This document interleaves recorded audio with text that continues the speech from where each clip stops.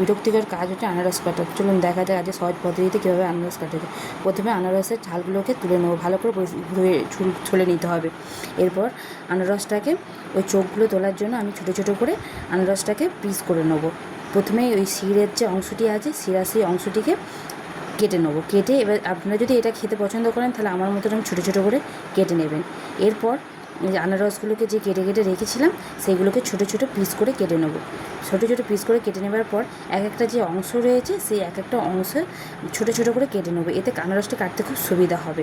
এরপর এই ছোটো অংশটিকে যে চোখগুলো আছে আনারসে সেগুলো বটি দিয়ে একটু একটু করে কেটে নেবো। আর যদি হাতের সাহায্যে সম্ভব হয় হাতের সাহায্যে কেটে নেবেন, এতে খুব সহজে আনারসগুলি কাটা হয়ে যাবে। আমি প্রথম আনারস কাটতে খুব অসুবিধা হতো, তখন আমার ভালো লাগতো না মতে কাটতে। এরপর আমাকে শাশুড়ি মা যখন শিখিয়ে দিল, এরপর থেকে খুব সহজে আমি আনারসগুলো কেটে নিলাম। দেখছেন কত আনারস খুব সহজে আমি কেটে নিয়েছি। এরপর একটু লেবু, লবণ আর চিনি মাখিয়ে নেবো। মাখানোর পর এটা কিছুক্ষণ 5 মিনিটের মতো রাখতে হবে। রাখলে আনারসের থেকে যে চিনিগুলো দেওয়া হয়েছে সেগুলো খুব সহজে জল বেরিয়ে আসবে, আর আনারসের ভিতর ঢুকে যাওয়ার ফলে আনারসটা খেতেও ভালো লাগবে। এই রকম সহজ পদ্ধতিতে আনারস কাটার পছন্দ হয়েছে আপনারা অবশ্যই জানাবেন।